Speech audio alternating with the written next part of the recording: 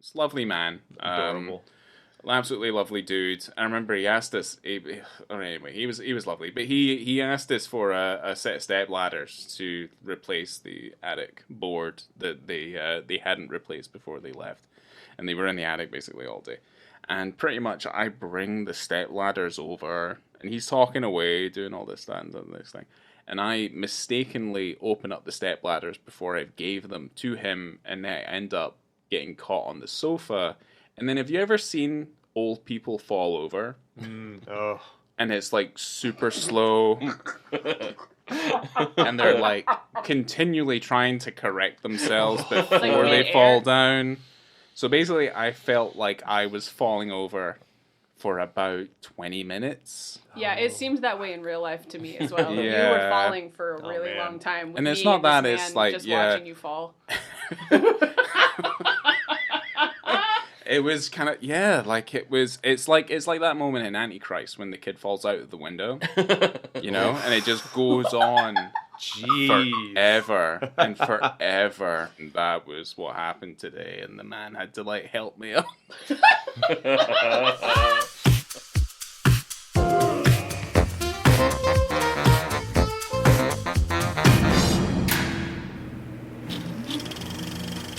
Well, hello there. Welcome to On the Beat, the podcast that uncovers full frontal male nudity in cinema.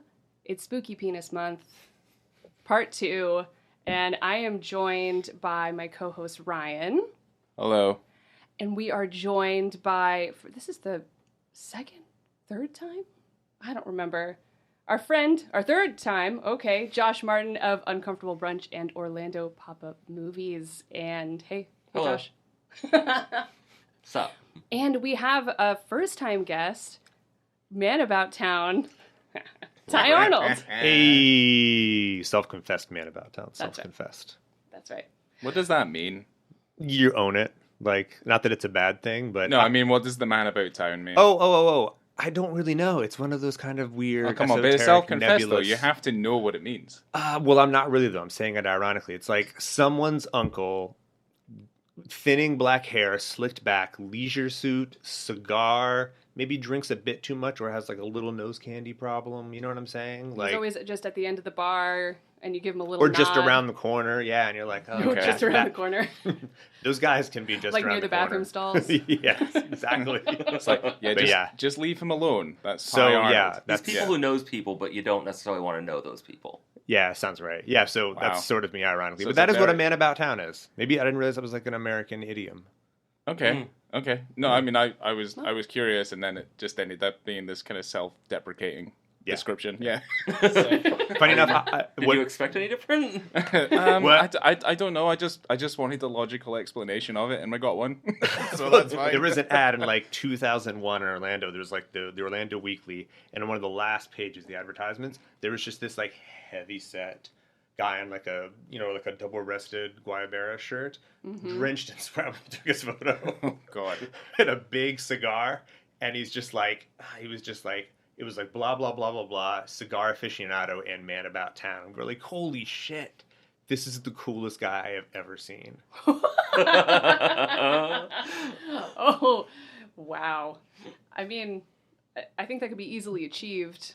Oh yeah, hit a thrift store. Awesome. Well, there you go. That's probably one of the best introductions we've had of a guest on this podcast thus far. Oh, congratulations. So there you go. And we would expect nothing less from a man about town. Yes. So here we go. Okay. And we brought everyone here today for part 2 of Spooky Penis Month to talk about the 1985 horror comedy Re-Animator. Part 1 of the Re-Animator doubler that we're doing. The double. The double. Yep, starring Jeffrey Combs, Bruce Abbott, Barbara Crampton, David Gale, directed by Stuart Gordon, who we've talked about before, but I think you've got some points. Thank you. Yes, it was directed by Stuart Gordon. We covered Stuart Gordon on the Fortress episode yon time ago. But yes, this is the seminal Stuart Gordon movie, also produced by Brian Yuzna. So I guess I kind of want to go a little bit more in depth into Re-Animator and some of the intricacies and its development and how it came to be, because I feel like it's a seminal 80s horror movie that very much is the classic definition of what makes a cult film. And I will say, and everyone can chime in because I'm sure a lot of this stuff isn't unknown to everybody else here in this room. Because certainly everybody here likes the movie, I'm assuming. Yes. Yeah. Yeah. Yes, Okay, we do. good. Right, okay. So we know that it's based on the novelette by H.P. Lovecraft called Herbert West Re-Animator, right? Has anyone read it?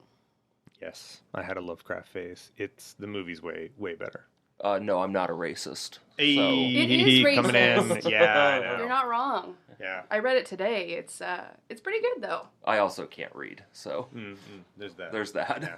But no, yeah, that's like a weird journal of him. Like it's like very like Dracula, like Bram Stoker, where it's like a very like kind of like someone else narrating the thing, and it goes Yeah. on and on and on. You're like, oh, okay, fine. D. Yeah. What? From the Francis Ford Coppola movie. Yeah. Signs everything D. Oh, right, the D. Yeah. D. You know. So. Sesame Street's Dracula. Yeah.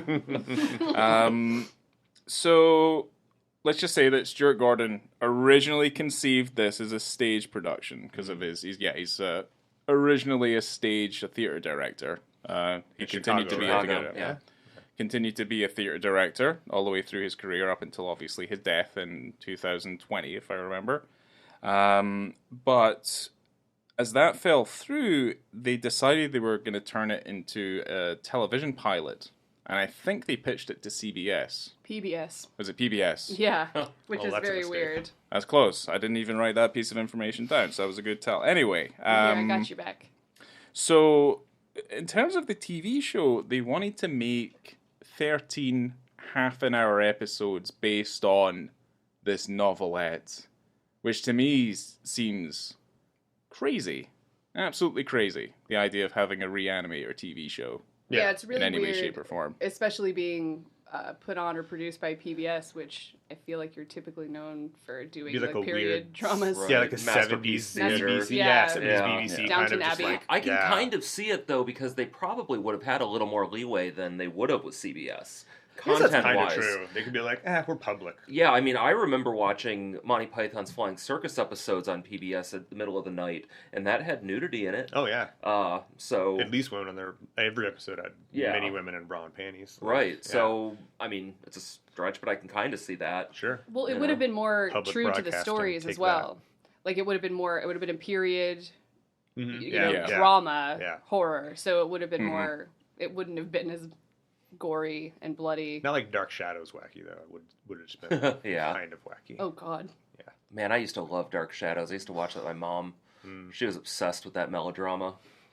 I seriously watched so much of that. It was crazy. It was on the reruns were on Sci-Fi Channel in the Yeah. 90s. Yep. Oh man, Barnabas Collins. I was big fan. We were too vanilla of a fan. My mom just loved Days of Our Lives. Oh, she was an All My Children's fan. Oh, so was my mom. Yeah. Oh yeah, Susan Big All Lucci My- was in the house for absolutely. sure. Night.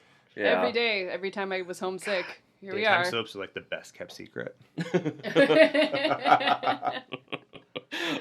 Just gotta watch your stories. That's right. We gotta watch your stories.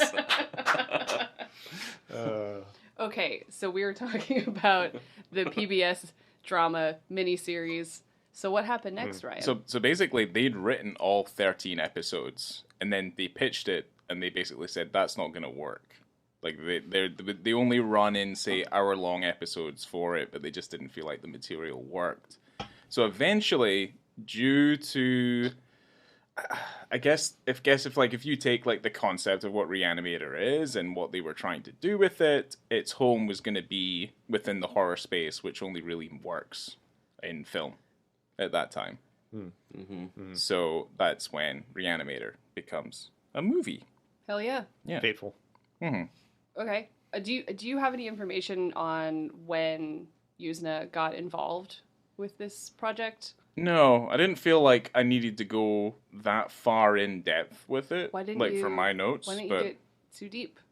Well, why? Are you about to tell me? No. It was a hell of a setup, though. It was a solid setup. Wow. I did not have that written down. Oh, okay. All I have written down is that he came in and wanted to make it into a feature and then pushed together all the 6 stories that were in the novelette. So that's pretty much what they did. Took pieces of all of the stories and integrated them into a more modern telling of the story, which I thought was more...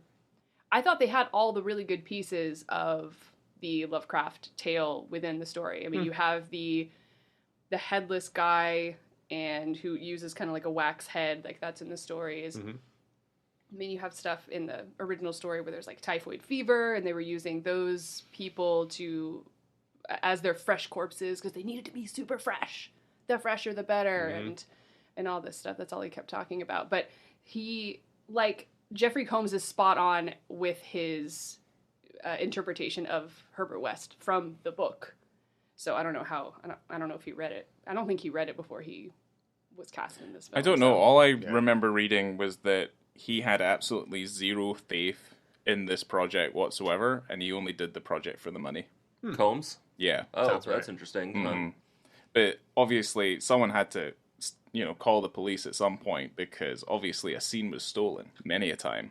Oh my god, that transition. Jesus Christ. Oh, God. It's been a pleasure, everybody. I'm out of here. See this. That's Cue door closing. how proud of yourself you are for that fucking I've line. I've never seen you so That's proud. fine. If you're not familiar with things I do on this podcast, then you only have yourself to blame. But yeah, no. I mean, he makes and breaks this film 100%. He doesn't break this film. Hey. I mean, if he wasn't here, does Re-Animator still Yeah, become... nobody's like a Bruce Abbott fan. No. Like, I mean, he's You're fine. there to watch Combs. Yeah. I mean, You're the 100% only- there to watch Combs. The only... Yeah, watch Barbara Crampton a little yeah, bit, you gotta watch too. a little bit of Crampton too. Can't I take my kind of eyes off the Crampton. No. No. She's still got it too, man. I know that's the she crazy does. thing. Yeah. And it's not like ageism or like, oh, she's so old, so she still looks No. good. It's just like you're kind of also not surprised that like Yeah. just kind of gifted, maybe like a weird. Oh, yeah. Have you seen Christian. Jacob's Wife? Yeah. Oh, yeah. Her and Larry Fessenden fucking get down on the kitchen floor, and it's fucking dope. Like a fine wine. I think it Yeah. might be better with age. Yeah. It's great. Yeah. Wow. Yeah, the woman's never lost it. I think the only person that rivals Combs in this movie, though, is I would say like David Gale's character in Yeah, this movie. Like he has a look and a way about him that I feel like I've not seen in a lot of other things. Like, He's like a it is master. crazy. A master of creep. Yeah. 100%. Oh, yeah. Like, he just feels like he's smelling women's hair through the whole thing. Oh, Like, that yeah. kind of ickiness. Ugh. Like he takes pictures of you while you're sleeping. Yeah. Yeah. Takes your He's got like the underwear. mirror shoes in the subway. Like that's the vibe. Yeah. Yeah. Blech. Ooh, I need to tell everyone the synopsis of this film. I didn't do that yet. My apologies. So I pulled this from Letterboxd. Here we go. A dedicated student at a medical college and his girlfriend become involved in bizarre experiments centering around the reanimation of dead tissue when an odd new student arrives on campus. That actually doesn't make sense because... That's weird, yeah. The experiment started when Herbert West shows up at school, and the girlfriend was never involved in those experiments. So that's incorrect. That's an incorrect synopsis. Where did you get it from, though? You got it from Letterboxd. Letterboxd, though. Oh boo! Some of them, Surprise. yeah, some of them are probably incorrect. Well, some of them are like fucking tomes. Yeah, they Some of them explain just the entire... basically, some of them just describe every single plot point in the movie, and you're like, right, okay, I don't Jeffrey think that's... Tomes? Yeah. I'm sorry. You should be. Okay, Yeah. here's the tagline. Herbert West has a good head on his shoulders and another on his desk. All right. Yeah, that was on the I love poster. that. Oh my god, you guys, I have to tell you something about this movie and the poster. I have always, so the title of the novella or whatever is Herbert West Re-Animator. Yes. But what if instead of that it was Diane Wiest Re-Animator? An 80s mom, Diane Wiest, is just there on the poster, just Dr. Hill's head, and just like, how amazing would that be? Somebody make this parody shirt, poster, whatever. The idea is free. You have my money. Oh, I'm so embarrassed just hearing it. I'm just thinking of like the Serial Mom like cover, but it's Diane Wiest Yeah, instead. yeah. I mean, I'm currently wearing a DC Talk hat, and even that is Oh, embarrassing come for a on. barrel. Weast. The Weast fans are out there. Where are my Weast heads at? Yeah. Wait, that's oh my god. We're gonna have to ask you to leave.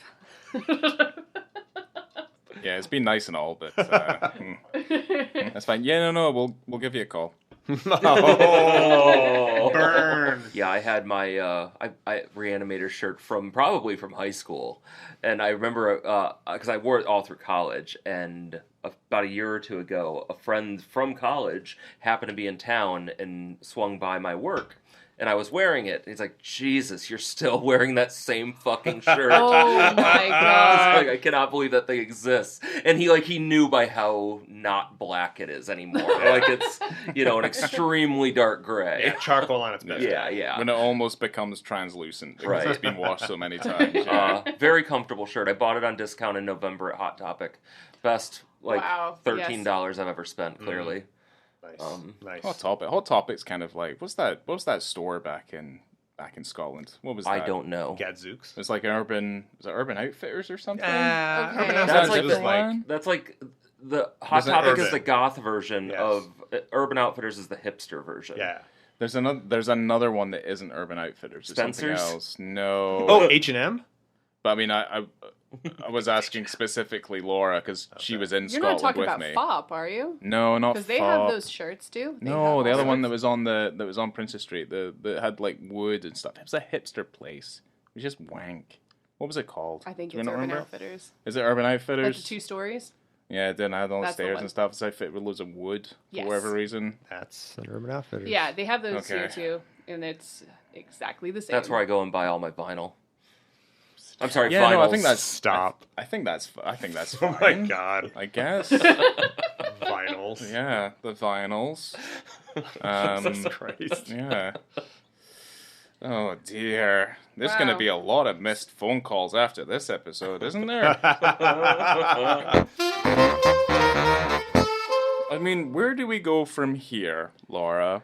Well, I I have a lot to say. I have many you have a lot things to say, and many of us have a lot of things to say. I do want to say, I know that you want to talk about the opening music, and I want to say for the opening title credits that I love how it looks, and it's very colorful and very fun. Created by Richard Dawson, who's It's really awesome. yeah, he did stuff for Burton as well. Tim Burton, obviously, the Tim Burton that we all Right, not Yeah, Richard no, we Burton. we all know.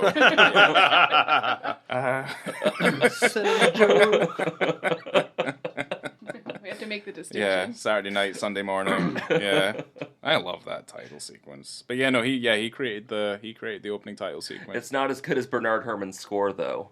No, I think that's a fantastic score. So I do want to talk about the soundtrack by Richard Band, and I guess it's kind of it definitely falls under controversy.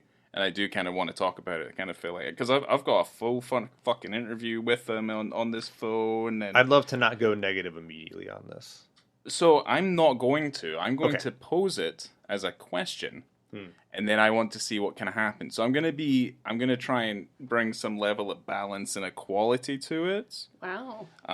So that maybe it might sound like I'm being negative, but I'm maybe There's not. 2 sides to every story about plagiarism, Ty. I think so, yes.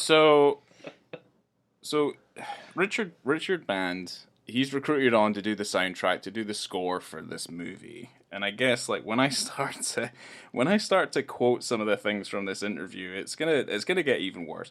But let's just say he used, and this is a quote, he used Bernard Herrmann's score for Psycho. Because certainly the score is very similar to Psycho. Mm-hmm. It's like one of the most famous scores ever written. Right?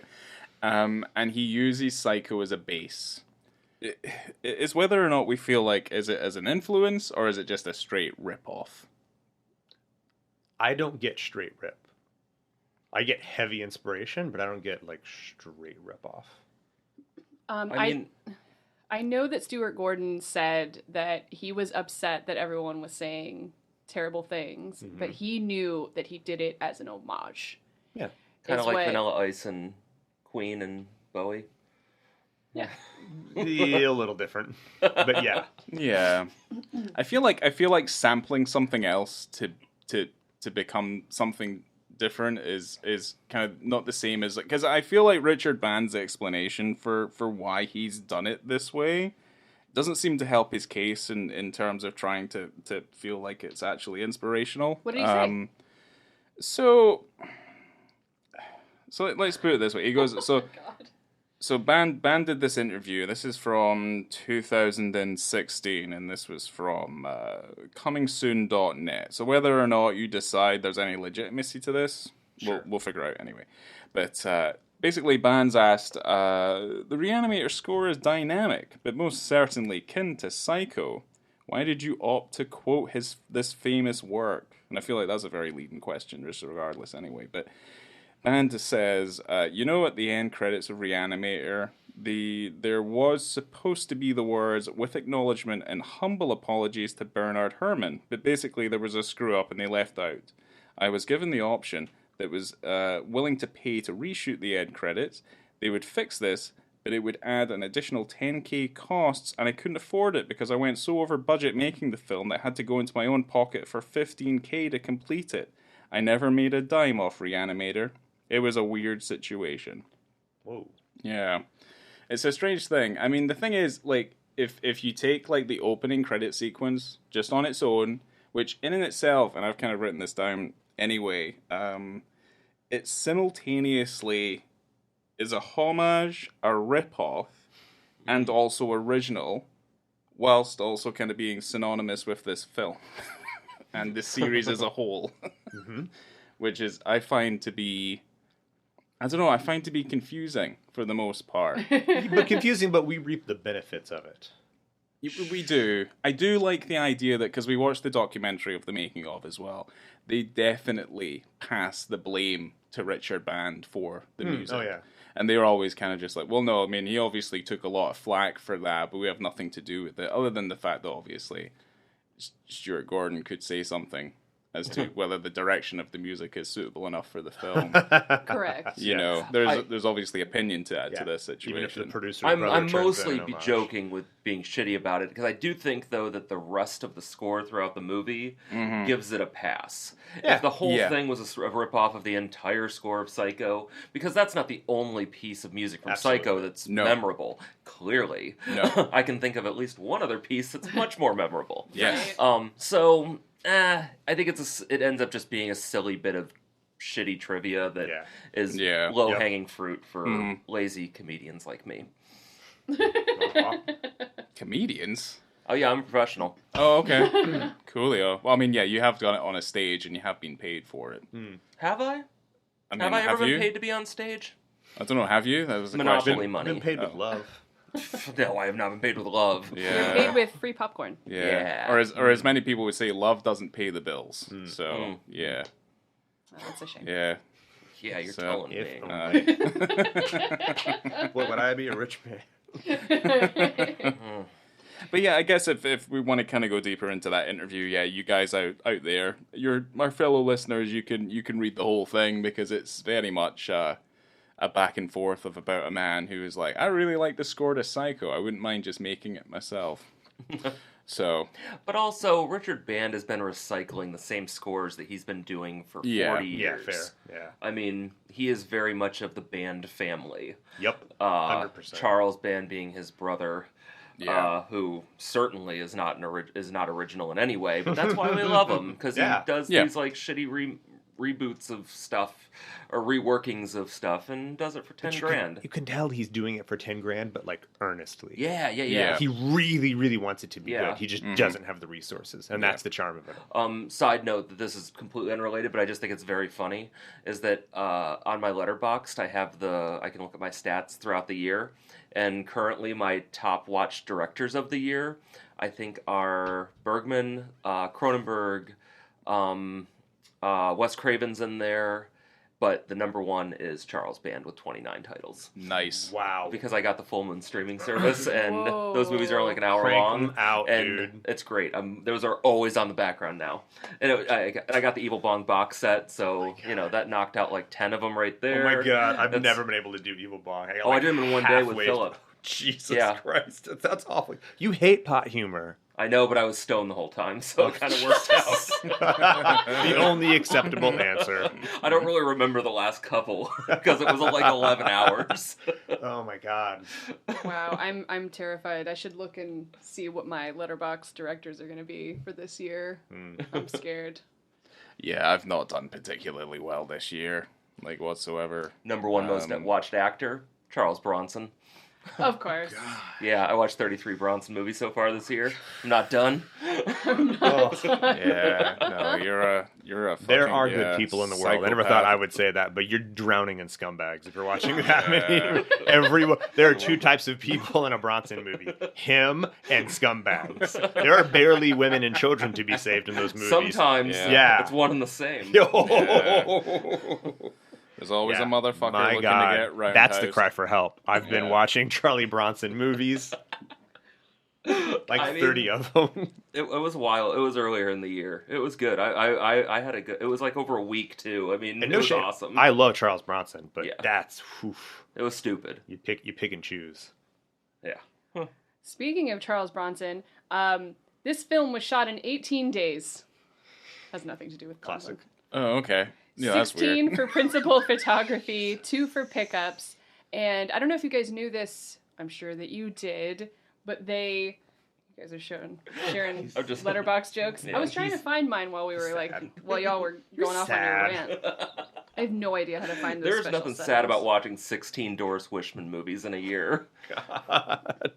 I don't know, Laura. You're leading this. You're Sorry. captaining Yeah, this sorry. ship. You've got to get All right, I'm these coming back. Me and Josh get are these too chaotic. deckhands in line. So the original opening sequence of the film was in the script, but they didn't shoot it when they did the principal photography. And then when they watched the film back, they realized, okay, no, we need something else. I think Yuzna was saying that the audience needed to be introduced to like the grotesque nature of the film right away. Otherwise, he's like, they're not going to get it if we wait too long to show them all this crazy shit. So he's like, let's just throw them right in. And so they went back and took one day and filmed that opening sequence and kind of gave an introduction to Herbert West. And Yeah. Popping eyeballs will do that. Yeah. Mission accomplished. Yeah. I was listening to how they did that. It was just like 2 bladders with like Yeah. hoses filled with like fake blood, and they just like had 2 people just blowing up the bladders like balloons That's awesome. and then Yes. just popping them. So good. Yeah, well, I mean, that's like that pre-credit sequence seems to be a tradition they kept with every single one of the films. Yeah. They all kind of open with something super fucked up, and then the credit sequence starts. So there you go. That was my 10 cents. Enjoy. The special effects people only had 6 weeks to put everything together, Wow. and Yeah. they Good had job. Yeah. They're like, this is a lot. This is a lot of stuff. It's like Bravo Teen in The Thing, where he like was only eating candy bars and working 23 hours a day, and they like had to admit him for exhaustion, like Yeah. medical exhaustion. Oh my god. Yeah, Good old days. yeah, where you could just literally work yourself to death. Yeah. They had Living the dream. 24 gallons of fake blood were used in this film. 24? Yeah. Huh. Figured Yeah. there was more. Yeah, Honestly. Yeah, It's still not quite light. small, yeah. Gallon. I think Brain Dead still has the most amount of fake blood in any film ever, isn't it? Oh, really? Yeah, I think so. Or at least I read that somewhere. I think Brain Dead might. How many did actually. you guys use in Invaders? Oh, dude, trash cans full. I mean, those are 50. Yeah, just so much. Yeah, just because the gag was Yeah. a stream of I'm blood. referring to a Crammed short that through. Ty produced that's very, very good, very funny, called Invaders. You should look it up on Vimeo. Yeah, the whole. I don't want to ruin it. No, There's- I'm not going to give away the gag. Just there, it is bloody and it's amazing. Yeah, volume. It's a great Thanksgiving film, which is coming Yeah. up. Indeed, yeah, it's true. Right around the corner. Yeah, there you go.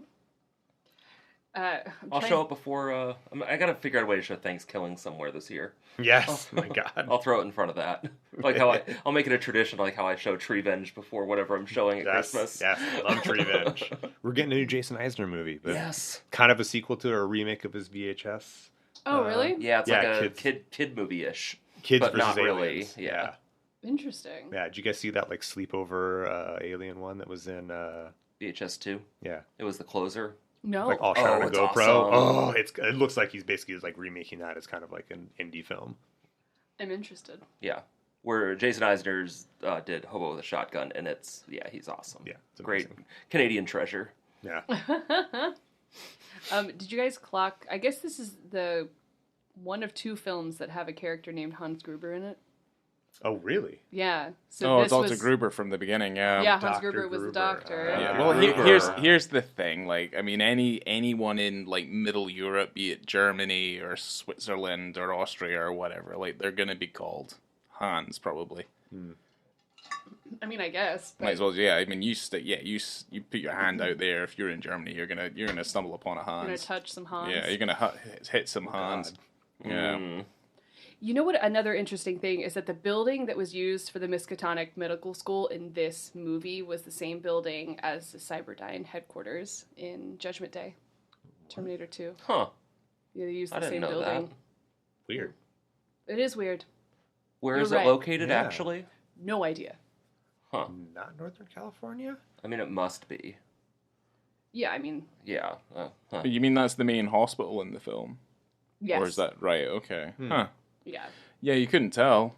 No. You don't. Yeah, you don't really see any windows in that hospital. I don't think there's any windows in that hospital. No, I don't remember seeing I mean, it. it No. mainly sticks to emergency room hallways and the morgue. Yeah. Yeah. So that kind of Plus, makes sense. the whole thing like kind of beautifully feels like stage bound. Like you can tell Yeah. it's like the hard theater background. Like the walls, he shoots wides, and the walls go like 16 feet up, but all the set decoration stops around like 7 or 8 feet. Yeah. they just Yeah. they Yeah. just built the tall flats so you could shoot wides. So it feels very studio bound, but in like a very charming way. Yeah. There are no windows anywhere, Right. Yeah. except for unless they're at the house. Yeah. And this was Gordon's first feature, correct? Yes. Yes. Okay. Yeah. That's what Yeah.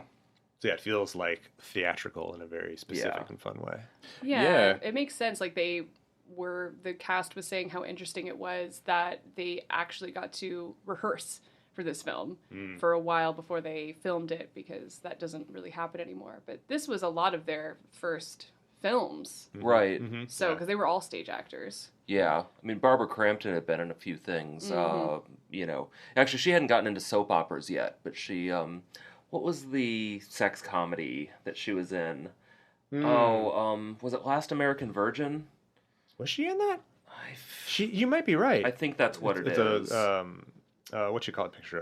Golan Globus. Yeah. Yeah. It's like their first big hit. Like I think that was a big Yeah. hit in Israel or something.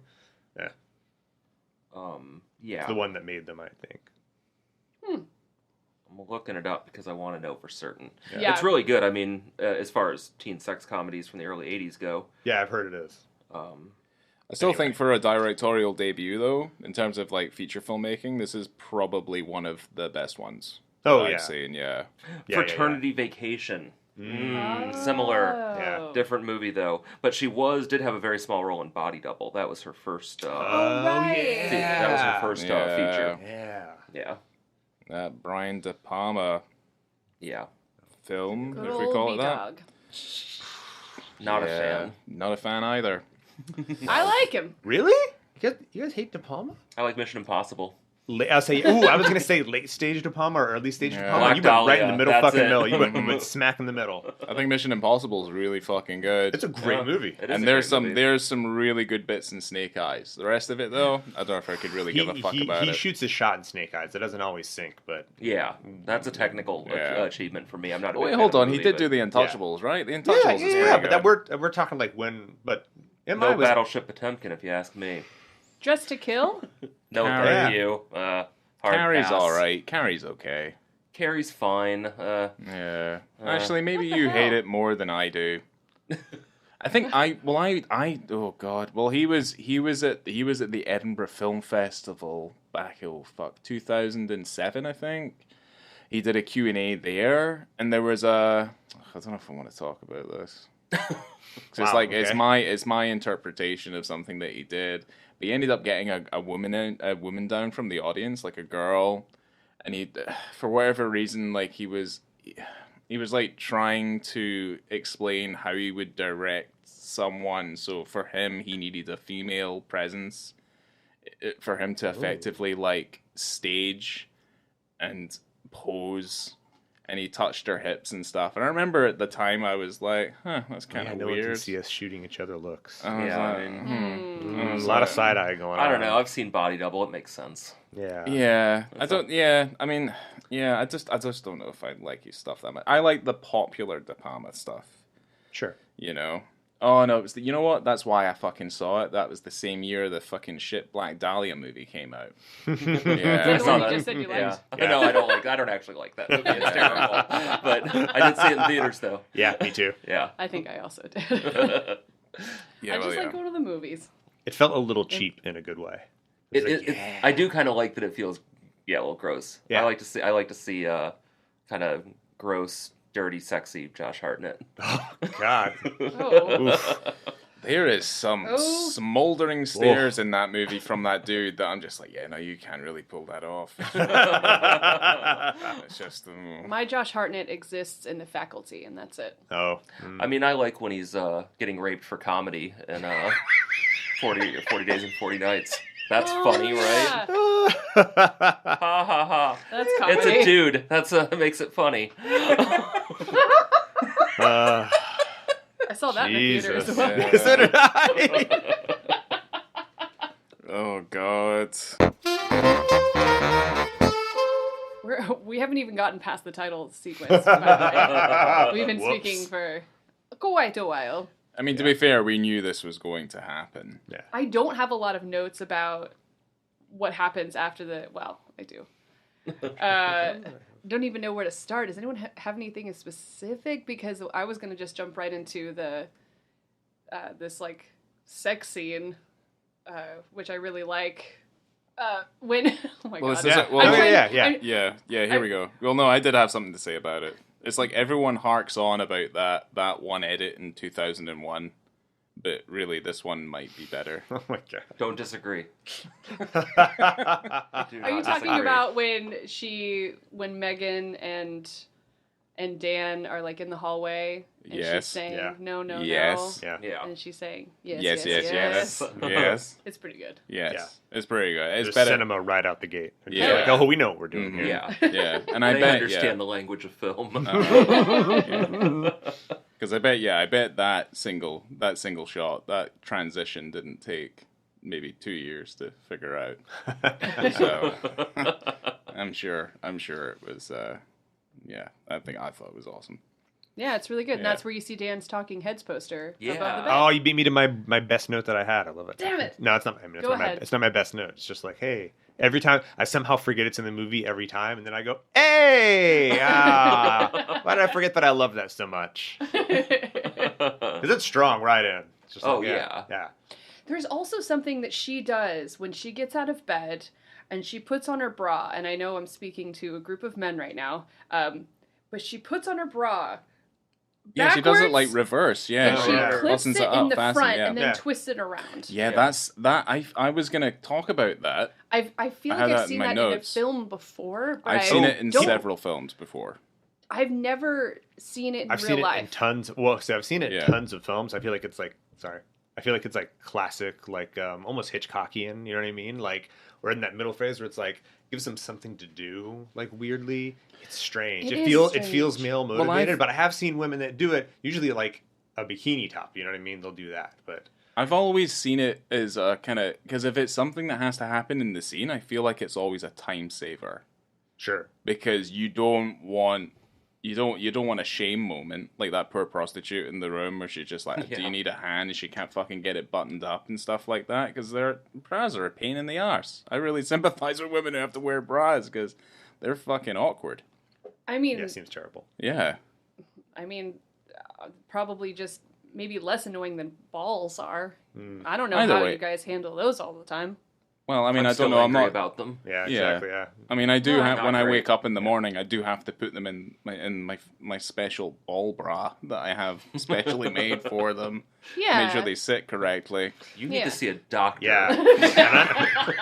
Not soon. Now. Like, we need to hit pause. And we're taking you to Centricare. just- Walk in. Let's just check them out real quick. Get that shit drained or whatever the fuck. I don't know what's going on. Like, Like, guys, we can just look. I can just pop them out right now. It doesn't really matter. Like, we can just figure this out and figure out if it is a medical emergency or not. Well, Feel like fucking watermelons. I'm My God, telling is you. that what that smell is? Jesus. Oh my god. Ugh. Anyway, it's made me reconsider Smells like a how fucking I've... cheese shop in here. Oh, Jesus. Jeez. That's not true, everybody. I want you to know. That is That smell untrue. That smell hasn't been in this room before. I can stop. Okay, So- stop.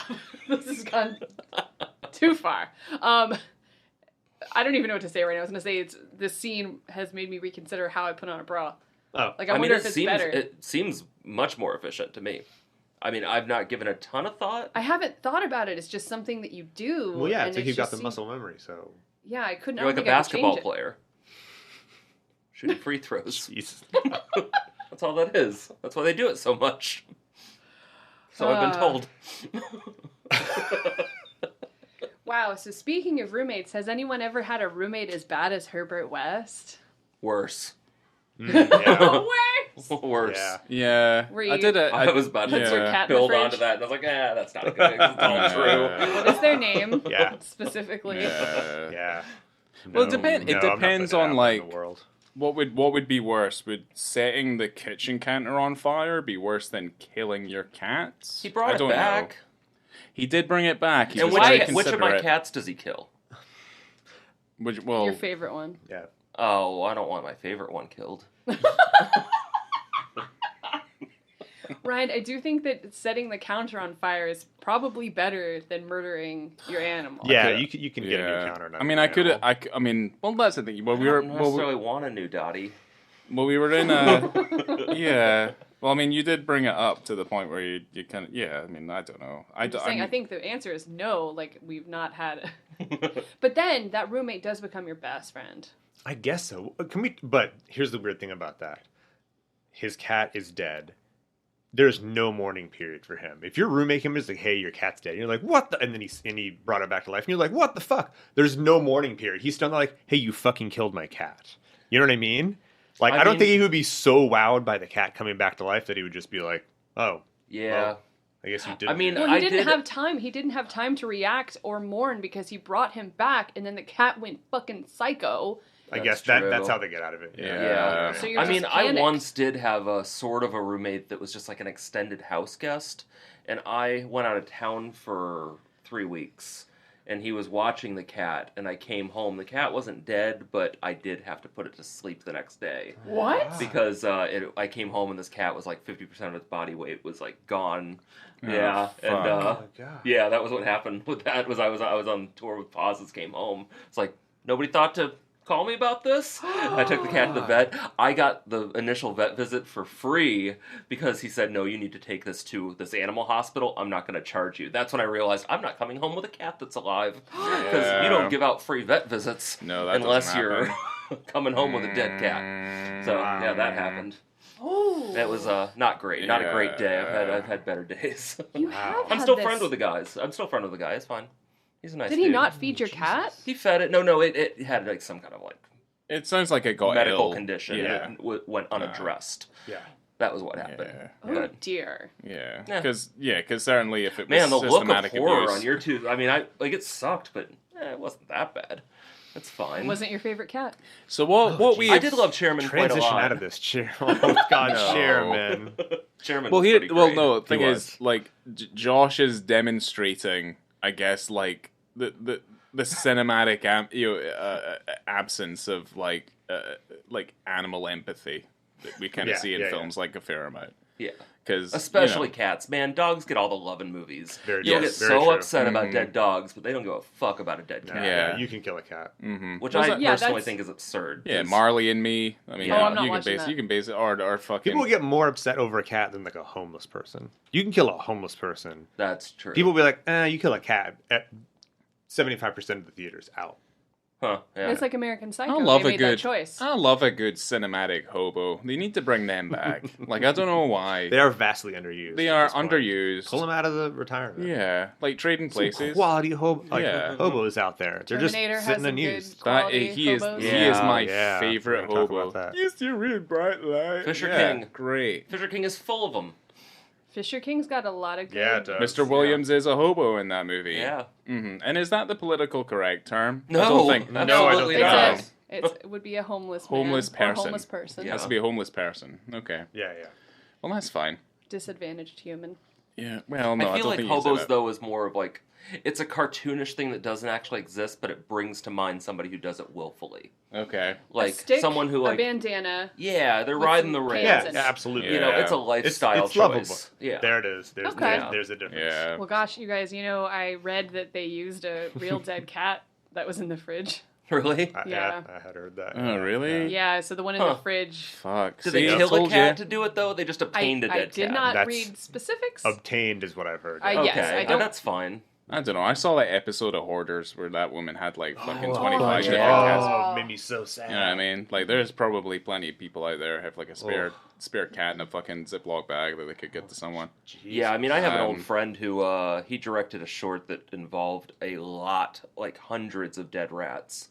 What? And he told me all about how he was able to obtain them. Oh my god. He just That bought is them also from very the pet different store as well, freeze though. dried You for can buy python. them. Yeah, you can. or Yeah, for I mean, snake eating. they are very easy to obtain. But yeah, he said that there was an issue when they defrosted though, was that Aw. it smelled terrible. But somebody on set had the brilliant idea to use I feel like they used like peroxide or something to dehydrate them. It was wild. He said, yeah, the next day they were all just like these defrosted but like hard dead rats. It was like, yeah. Wow, I really loved that story. And side note to that story is that years later he was staying at my house when on a job here, and I had rats in my vents that were needing to be taken care of. Oh my And God. so I had a rat trap up there, and it woke me up in the middle of the night. Snap. I've never heard a rat scream, and this thing fucking lost its shit. Just screaming, and I didn't want to like touch it, and Max was there, and he's like, "Oh, I've fucking done this before." So he just like goes. He says, "You got an old sock or something?" Like he didn't even want a glove. He just like grabbed it, got that motherfucker, and threw it away. And he's like, "Okay, all taken care of." I was like, "Thanks, Max." Oh You- my Yeah. God, wonderful pets. Well, And these rats this that is- we're dealing with, these rats were not good pets. They are feral You didn't even give rats. them a chance. Could have been your best friend. Could have been a classic Jeez. Willard. I'm not talking Well, about Ralph here. It's not Well, like, the life motorcycle mouse? the life expectancy is That like mouse only was a year rad. for a rat anyway, isn't it? Correct. Yeah. Seems Same with long. hamsters and gerbils and stuff like that. They last longer. No, they last don't. longer is a weird way to put that. Somehow that God feels damn. more insensitive than anything I Yeah, just said. holy shit. It's like minimum viable product. So I love a best friend movie. I love it when two characters come together and they become inseparable, best friends forever. And I think this is a situation. Like Midnight Run. Ugh, that movie's not as good as you say it is. Just saying. I'm in the right company for it, though. I don't know yet. You took your shot when you could. Yeah, I mean, Yeah. I'm with you. Bunch of weirdos. When Dan and Herbert become best friends after fighting that cat, that's what I'm saying. Like, that is the moment that they become connected, and it's a really... Through trauma, though. But it's a weird And moment. united purpose. It I sells guess- it sells him on the reanimation. It does sell him on that, but it's like you have a horrible thing where you see this traumatic, horrific situation where he's reanimated your dead cat, probably after killing him, and then reanimates him again after they toss him against a wall and the cat basically explodes. That's the fucked up part. Oh, it's great. That little, Yeah. I do love that. little The little splat blood that falls splatter. after. I mean, that happens Yeah. twice. Yeah. When something gets thrown against the wall. really, the only moment in that scene that I think is truly fucked up is when Herbert psychs him out, and he's like, "Wait, watch right there!" And he's not. He starts laughing at him, like, "Got you, motherfucker!" Like, right now, now's the time. Yeah. Yeah, that's... But the thing is that by the time that happens, and he's also encouraged to believe in the serum, is that we've already characterized him as a doctor who has prevented to save many of the lives that he's obviously tried to save in the operating room or in the doctor's office or whatever. Mm-hmm. He's constantly taking bodies to the morgue. Well, they also establish early on that he has kind of an issue with that, where he's spending a little too much time trying to resuscitate that woman. Yes. And because I assume this is his residency, so that's got to be his, it's his boss, but, she's like, a good doctor knows when to quit. Which actually, that's Stuart Gordon's wife, by the way, that plays that Yes, one. it is. But I don't think I think he's still in school. I don't think it's his residency. So I don't know. Oh, is it? Okay. Yeah, you're right. It's his third year. Oh, Yes. it is. of Because, school. they're threatening to revoke his scholarship. That's Yeah. right. Okay. Which is right. why is he doing these things? Shouldn't he be studying? Yeah, also I don't true. know what medical school's like, I gotta say. They make it Yeah. sound real hard. Maybe that's just it. Yeah. Do you get I mean, to I've seen- actually try I've and seen resuscitate? Scrubs. That's all. That's Jesus the extent of my Christ. Yeah. Poor knowledge. Scrubs. What a big ding in the medical professions. Yeah, so none of our thing. moms watch General Hospital, I guess not, Because no. if we did... I worked on General Hospital. Oh, Is that true? It's very true. That's They awesome. came to Universal for a week, and I got hired as a PA, which in General Hospital, that means doing every single thing. You're like, sure. directed this unit, hold this line, do this. It's not far from the truth. When was this? Oh, God, 2005? 6? Okay. It was 2005. Remember, it was 2005. Okay. Yeah. Because I got a cruise shirt because they were here for a week. And Awesome. It said General Hospital 2005, Orlando, Florida. I was like, yeah. you still have that shirt? Hope It's so. probably in a box. Did they but- shoot like on the Universal backlot? Yeah. Okay. Yeah, Cool. Yeah. Huh? So it wasn't like General Hospital goes out for a day to ride roller coasters? No, it was like they were trying to be backlotty about it, kind of. It was very weird, but yeah. Scrubs day out. Yeah. Yeah, exactly. Surgeon's fun. Yeah. I don't know. We didn't have General Hospital back home, but we had ER. Oh, yeah. Oh, yeah, The- ER. The That's a Michael good one. Crichton show. Yeah.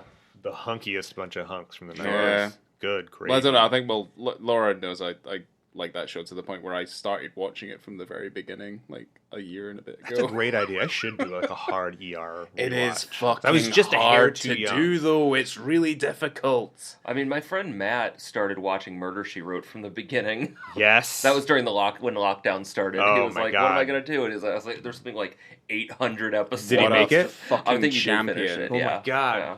I mean, Yeah. mine It's only been was... like 800 days. It's a solid average. Yeah. Well, I feel like I watched all 800 of them with my gran at some point over the course of her lifetime. So I mean, yeah, You could have that's probably just fine. seen a handful and had the impression. Yeah. You watch them all. Well, You're like, not "I've only seen that, this she one." used to watch. Have I? She Yeah, used to probably. watch Murder, She Wrote and also Diagnosis Murder. Oh, yeah. with Yeah. what's his face? With With fucking Dick Van motherfucking yes, Dyke. Dick Van. Yeah. Dyke. Yeah. Diagnosis murder. Yeah. That was like some of the And, earliest. like in my mind, it was always a counterpart to Matlock, but they're very different. They're very- but yeah, but they in are. my Yeah. 7-year-old mind or whenever that show was on, Yeah, yeah. I was like, "Oh, Andy Griffith and Dick Van Dyke." Yeah. That's a buddy show waiting to happen. Okay, wow, great. So I want to get back to their best friendship, which is what I was talking about before. Because we were talking about how through trauma, right? And so he throws the cat up against the wall.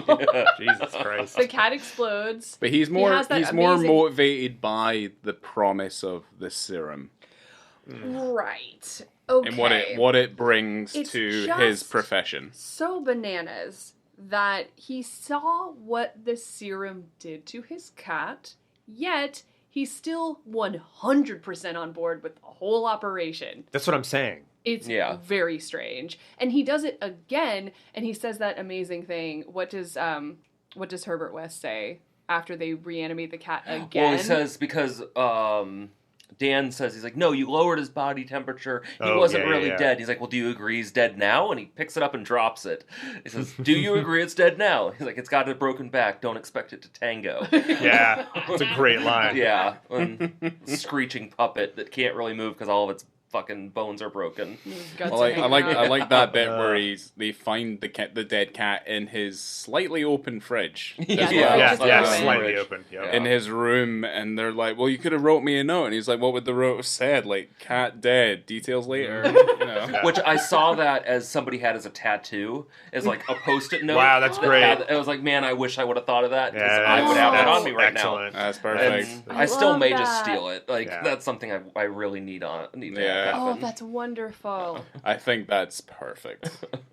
Yes, Man. I think that's perfect. That's someone that you could be a best friend with. Yeah. I don't know. End of the day, we get to see old Jeffrey, our friend Jeffrey. He just like chews at the scenery, and he's just like fighting a fucking reanimated cat with a croquet bat. That's all I'm happy seeing. Such a good Halloween costume, you guys. 2 Oh, seconds. yeah. Such a good Halloween costume. 2 seconds. for Spooky Penis Month. There we go. I love that. I don't know. Like, he's a perfect mad scientist, mad doctor, and best friends after this nonsense. And they just jump on board with this bullshit just from here on out. Like, it's the two of them, the train tag has left team the forever. Yeah. And he knows how bad it is. And that's the thing. Like, he doesn't seem to ever want to, like, change up the serum. He's just like, I just need fresher bodies. Yeah. Every single time he's like, it's not fresh enough, which is the same thing he says in the stories as well. Yeah. Well, because he's hard. I mean, that when he's we get introduced to Dr. Hill at this point, the villain of the story. Yes. Yeah. They really do establish that the whole brain death and that's what he's trying to narrow down on is the how 6 long to 12 minutes. 6 to 12 minutes. Yeah. When he's breaking his pencils in his class. I was going to bring that up. So weird. I love it. Such this very strange thing that just Mr. like West, stops I the movie. suggest you get yourself a pen. Yeah. Exactly. Great cornball line. Yeah, he's so combative. Why are you feeding? We're all here to learn, and you're feeding drivel. him this. He uses the word drivel, Drivel. which Yeah. I Yeah, love. yeah, Yeah, yeah. That is a word from home. Drivel. Wonderful. Love it. Stop talking drivel, Ryan. Okay. No, well, I mean, Hill's got the dead man's handshake, as we see. Yes, when When he's at dinner, yeah. When he shakes Dan's hand at the dinner table, Yeah. he does that like weak... It's deliberately dismissive, so it's kind of like can't- it's like you kiss this hand. It's kind of very limp. It's a dead man's how people, handshake. like, expect a lady's handshake to be back Yeah, in the yes. old days. Yeah. It's And I refer, very limp. yeah, and I obviously don't want to come across as this kind of masculine asshole, but I've you shake hands in your lifetime, and I remember once this is one of the more horrific things I've ever heard. I bet. I remember. I met a friend of a friend, and I shook his hand, and it was like shaking the hand of a skeleton. It was like the slightest, softest handshake. And it's like you were like holding on to nothing but air, but you knew there was substance there. Turns out he was on chemo. Jesus, Josh. He was perfectly healthy. I will put that out there. Well, I don't know. I mean, I can just demonstrate. So, Ty, put your hand out. Yeah, it's weird. Yeah, see, it's strange, it's the right? fish. Yeah, see, it's like there's like nothing fish, there. yeah. You know Gross. what I mean? And it's just like there's just no grip there. Yeah. I knew the guy had some grip. Like there was something there. Like he had plenty of. I was gonna say jokes, but it wasn't very funny. It's a thing that often happens to women, though, where men will go to shake your hand and they expect a woman to kind of curve their hand, and so they'll, when the man goes in for the handshake, let's do it again, Okay. they'll come in like this. Oh, okay. And kind of Yeah. like grab There's a- the inside of your hand, yeah. and it's Yep. and I'm like, why are you shaking my hand like that? Like Yeah, I'm a that's weird. dainty, Yeah. like I'm a dainty lady. As if they're going to pull it up and kiss it or something weird. Yes. Yeah. Yeah. Just treat it Well, all the just shake my same. Just have it hand. there. Just go in nice and I've yelled firm. at people for doing taut that to me. arm. Your forearms like fucking Yeah. thing. Just shake it nice and You gotta hard. assert dominance. Yeah. But it's Or like at least- competition. Yeah, but hopefully, I mean, Yeah, exactly. Who's the real man in Jesus. this situation? Yeah. I just shook his hand and he broke my arm. We're coming up to a pivotal scene, which is the first of 2 penis scenes in this film. Yes. At around 51 minutes, where they actually get to attempt to reanimate a human body. And it's tragic and wonderful. It's fucking hilarious. It's so bloody. I love it. Oh, it's amazing. It's amazing. Yeah. Yeah, I'm trying to remember everyone's name. So Barbara Crampton's on-screen father is not happy with Abbott as a sewer. And they've already found out about the experiments everything that's kind of going on And their friendship. leading into well, basically, like, I mean, West Combs's character is he's being blacklisted because he's fucking crazy. Yeah, no shit. I mean, he starts at this school. He's been there, 3 days? And he's Pretty already, much. like, killing animals, and he's got his special serum, Mm-hmm. and... Why is he even going to school? What's access to the lab? Like, Yeah, that's yeah. all. Yeah, I mean, it's That's really exactly it. what- Yeah. He had nothing more to learn. In Sweden. Exactly. Yeah. Access to the freshest bodies. Yeah. Yeah. The most freshest stuff. So they find this super fresh bodybuilder, essentially. Mm-hmm. And... Yeah, the fucking tank. The guy who's a human tank. We're going to talk about that guy? Oh, I got it, too. Okay. You can do it. You're No, the no, no. guest. You have a tattoo. Oh, okay, yeah. So the first, so the man that we're talking about, who's the first person reanimated in the morgue, is Peter Kent, who was Arnold Schwarzenegger's stunt double on 14 different films, Yay. starting with The Terminator, all the way through Jingle All the Way in Wow, 96. okay. I Yep. love that. That was I had the no exit. idea. He's like, I'm out on a high note. Yeah, Yeah. well, that is. I mean, Yeah. that is a high note. So, and it makes sense. He's massive. Yeah. Yes. Like, once you Yeah. know that and you watch it, you're like, yeah, that guy is kind of a fucking ringer for Schwarzenegger. Hell yeah. Yeah. Yeah. Well, there's photos of him on I think like the Predator set as well, like him and like they're shaking hands and like hugging and stuff like that. Like they are literally the exact same size. Oh my gosh, are they best friends too? They, Because I think they actually were. I love it. No, legitimately. Like, I think Yeah. they were. I love a Like- tale of friendship. Yeah. Guys. It's like friend Yeah. / bodyguard / double. They were like, Aww. yeah. No, it actually does. I kind of want that movie. Yeah. That's the biopic we deserve. Yeah, Indeed. he's still living though, right? He's still around. They can I play, bel- they I can play believe so. themselves then. No, yeah. I believe he is, but I haven't looked it up in a couple years. I don't know if I haven't checked up on Peter Kent. Yeah. All right. Someone do a wellness check on Peter Kent. Well, look, let's just assume the glass is And this full. biopic ends with Jingle All the Way. Oh my god, it's perfect. It's so I wonderful. think Jingle All the Way is okay. He is alive, you guys. It's fine. He Okay, is rest good. easy. just fine. Mm-hmm. Godspeed. Well, I'm assuming if he's built like Arnold, he'll last like Arnold. What if they has dropped that at lasted. the exact same time? Aww. Well, they Like would The never miss Notebook? each other. Yeah. So this Well, that's how they corpse- figure out who's going to be a stunt double is like when the babies are born at the exact same time. I'm assuming they just slop it onto the floor. Yeah, they went there. He is. There he is. That's him there. Make sure he's ready. This could be like the new story of twins. True. But they're True. actually But then, twins. then it's like it's a little bit too literal. That's true. Well, no, they were actually twins. I don't know what I'm talking about. Yeah, they were twins. They were twins. Yeah, come on, Laura. I'm really sorry. Don't take it away. Sisters. So this reanimated corpse, okay? So he tries good. the So fucking serum, fantastic. which he knows The is dead all. meatball.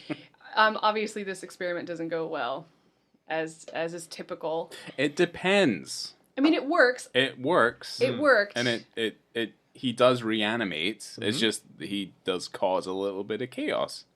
He kicks down a fucking Yeah. freezer door. Like a walk-in freezer door off Yeah. the hinges. Yep. It's Crushes amazing. crushes his the dean crushes the No. fucking thing. and basically smashes all of his teeth out Yeah. and proceeds. This man's naked as well because he was in the morgue, which is where the penis is just there existing. It is flopping around. flopping around like Yeah. crazy. Yeah. And I feel like it would have been erect, but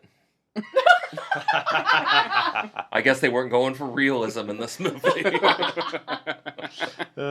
which is interesting because they brought all the cast members to the morgue and then they had photos of oh god, what's it called when you cut open a body? Cadavers or Autopsy? Autopsies. They had Yeah. autopsy pictures given him to the special effects people, going, "This is what we want it to look like," and the special effects guys are like, "Ooh, I don't want this." So yeah, an erect penis, I mean, I feel like I'm right. No, I think- Everything's yeah, just it feels going like- yeah. full throttle Yeah. with that guy. Yeah, Like, I guess it's- it's I mean, he is Yeah. reanimated, so he's Yeah. probably full of adrenaline. yeah. There is such a thing as everything's a pumping at a million miles. there is an such a hour. thing as a death erection.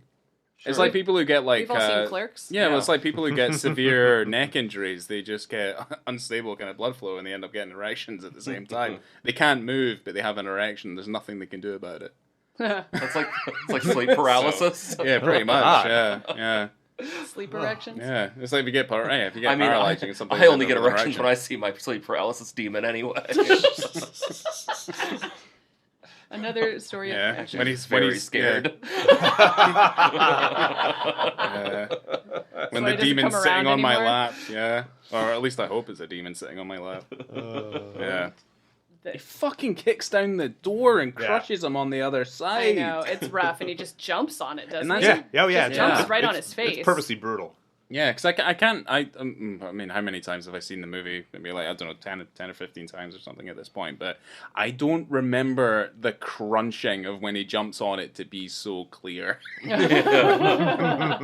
It's all of his teeth. Yeah. Oh, his fucking teeth are all fucked up. They're all like tiny little like slathers that are in his mouth still. Little Willem I Dafoe noticed some of this kind nuggets. of stuff when I finally bought the Blu-ray a couple years ago because Right. I had the same double disc DVD in the green Yep. case, and like, there oh, are shit. those Clear little as day. details that are Oh, yeah. just Yeah. amazing.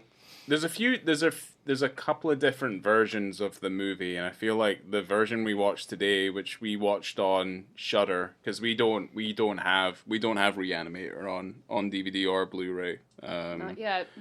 Well, no, I think I did have a version of it at some point, but no idea where it is. So I kind of feel like some of these scenes and some of these moments are elongated in the unrated cut, which I feel like, judging by the amount of research we've done on all the rest of the films that we've covered on this podcast, tend to be the European releases. Yeah. That's Yeah. technically true. Those in the director's cut, those gore scenes are longer, but it's actually a shorter cut of the total running time of the film. Yeah. Right, okay. It's a tighter cut. Yeah. Right, okay. Yeah.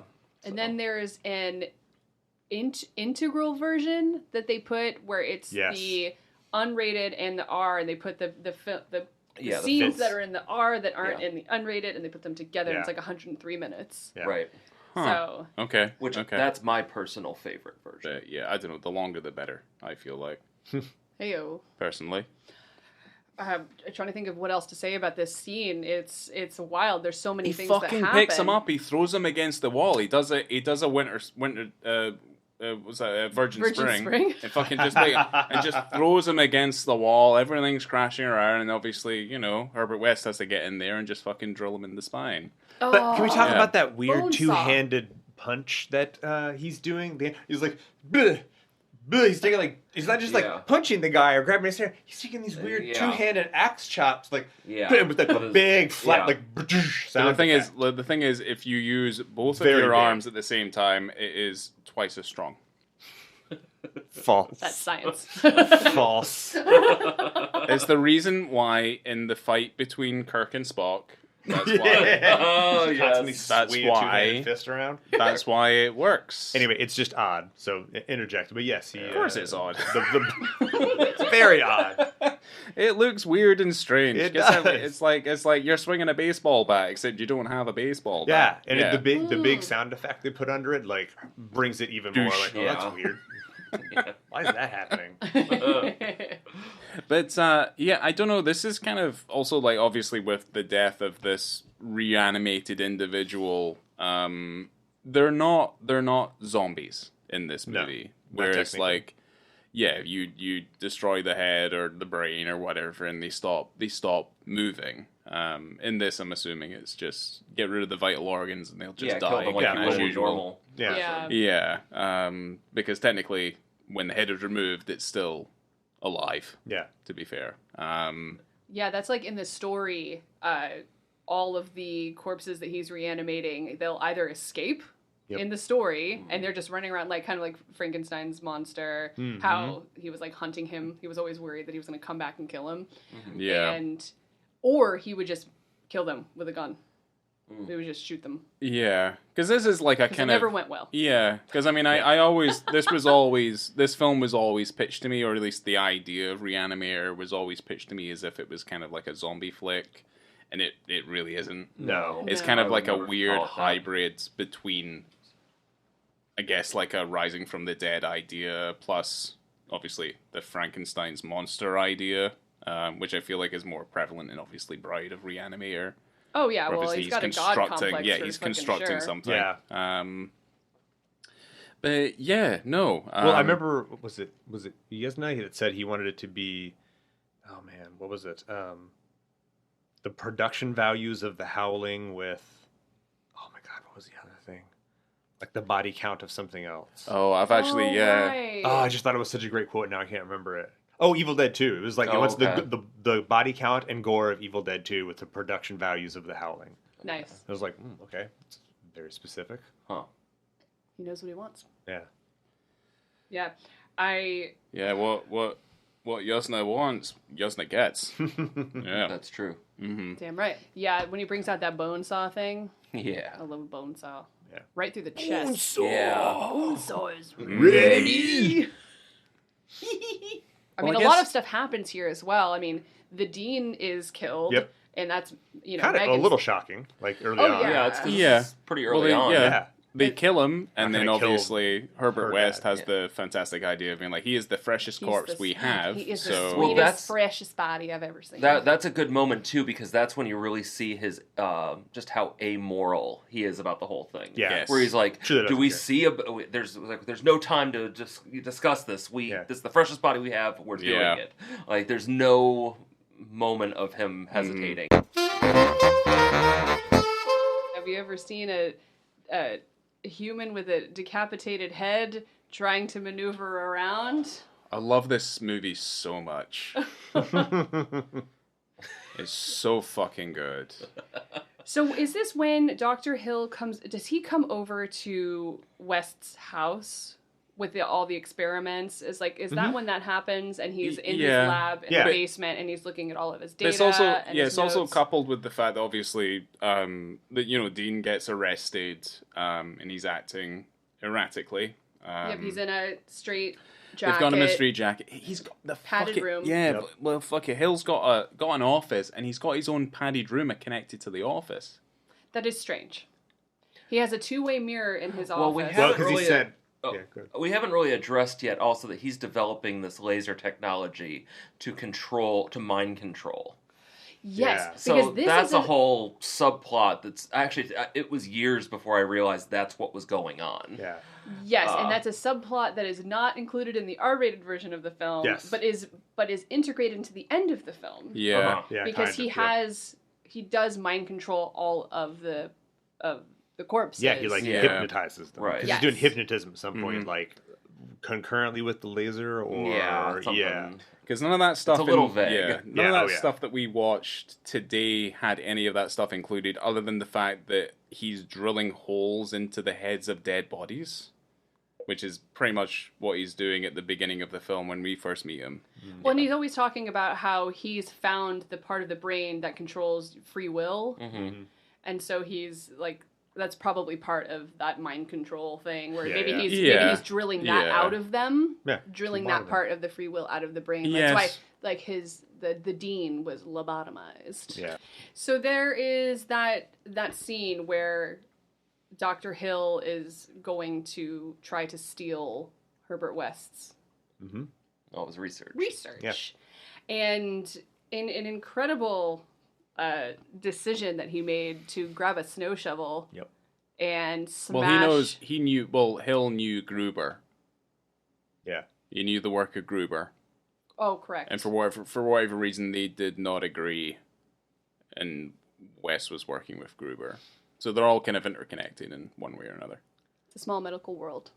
But yeah, I mean, there's that gruesome moment where he batters Hill in the back of the head with that snow shovel and then decapitates him. Fucking love it so much. So that good. was part of the original story where they were in the Great War. And of course, Herbert West wanted to be a surgeon in the war so he could have like a fresh supply of bodies all the time. Mm-hmm. And his old like professor, who was also a doctor and a surgeon, was in a helicopter or a plane crash in the war. This is in the story, not in the movie, right? So they bring in the body and it's decapitated. And so he tries to reanimate the body other than the head, but then it reanimated both.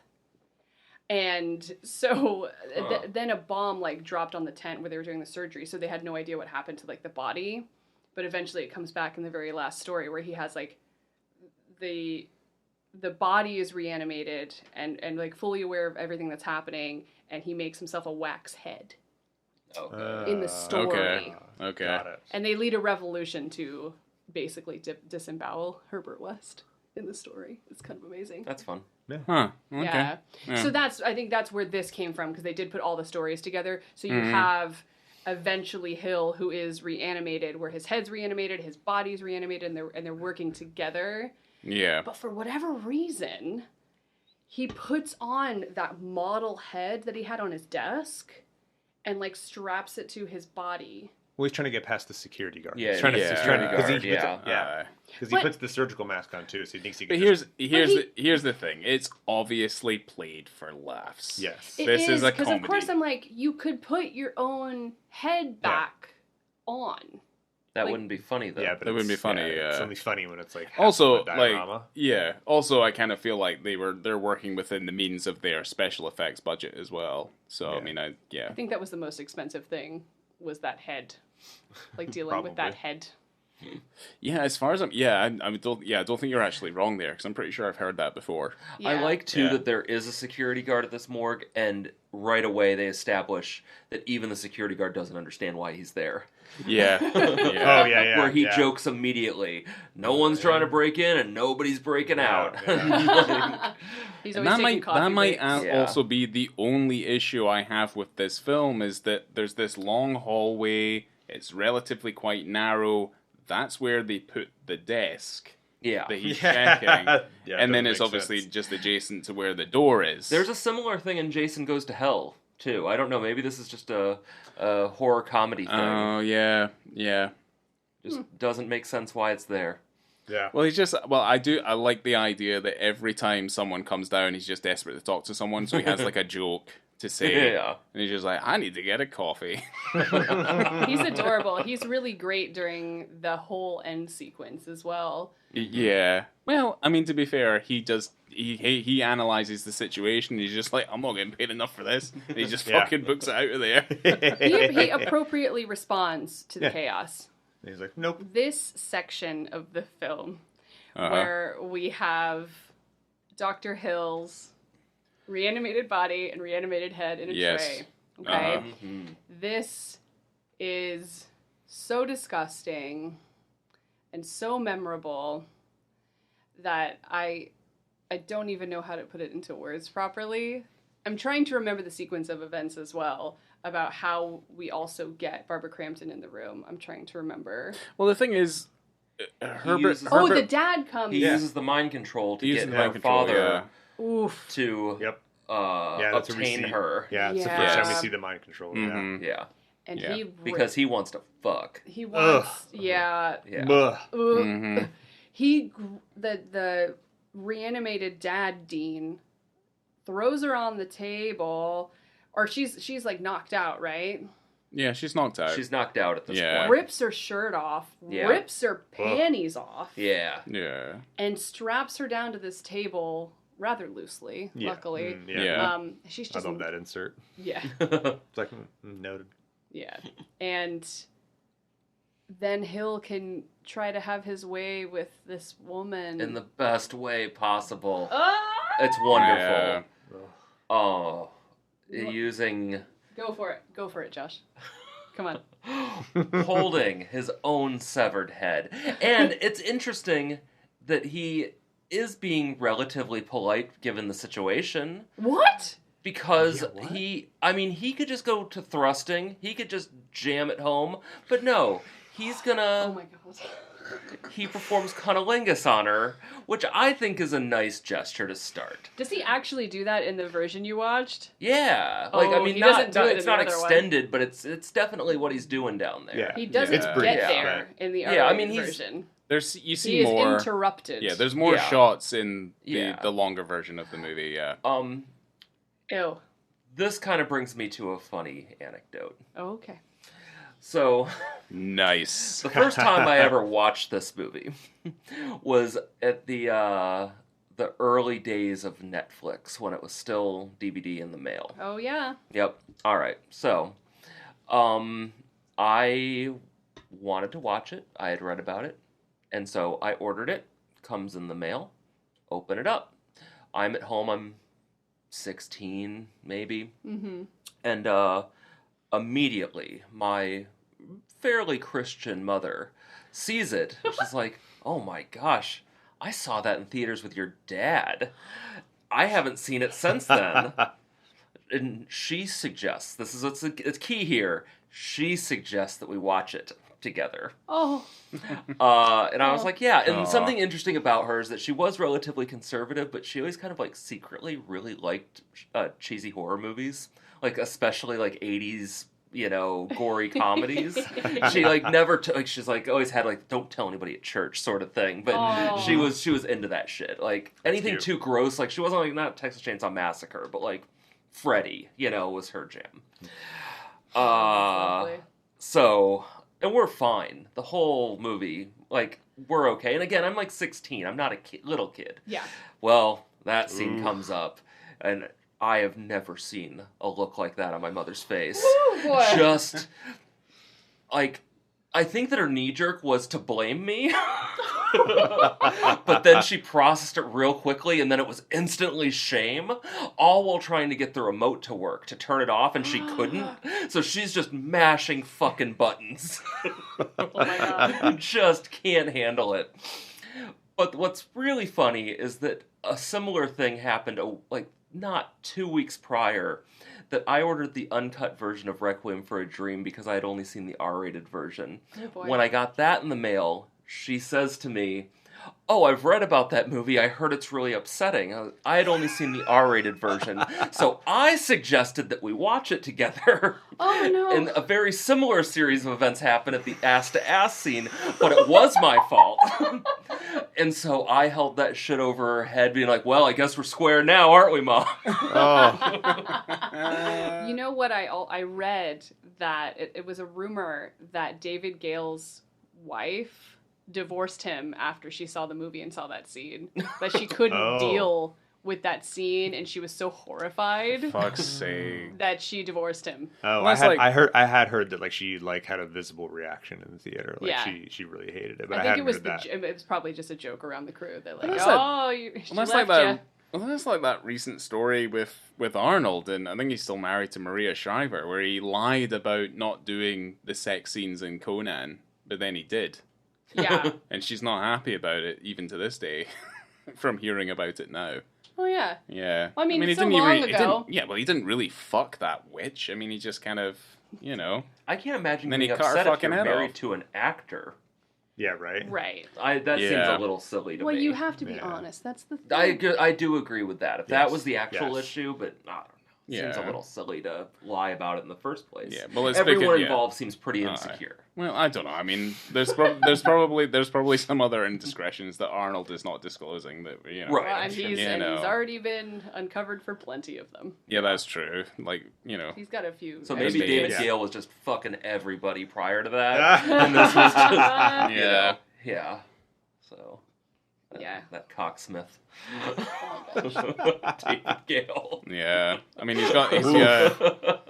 he's got those receding gums, that's for Oh, sure. man. Yeah. Those big ass Hair, fucking my teeth. God, that hair that looks simultaneously soft and hard at the same time. Yeah. This leads right into the final penis scene, which is a penis extravaganza at the end of this film. Yeah, That bedlam. Totally. Cocktoberfest. You just blew my mind right now. That's what the series should have been called Yeah. for these fucking Spooky movies. Penis Month, I'm an idiot. Cocktoberfest. We're changing it next year. This is it. I want a This little is our asterisk. Yeah. With a- our very last. I do want Month. to point out that on the list of names for things that we were gonna do, Cocktoberfest was on there. Was it? Yes, and you didn't like it. I like Spooky Ah, Penis Should Month. Yeah. we record some like wild lines of saying Cocktoberfest so that you could just put it over Spooky Penis Month? Like you just go back and be like, that never happened. Yeah, What are you but the talking thing about? is, like, There's always she Cocktober. can record them. I'm gonna leave them where they are.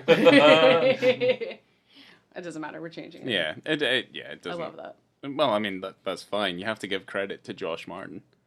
So like every Thank time you, you say Josh. it's like yeah, My no, inflection yeah. is what sold it. Clearly, just reading it wasn't enough. You needed the enthusiasm. Good to hear it.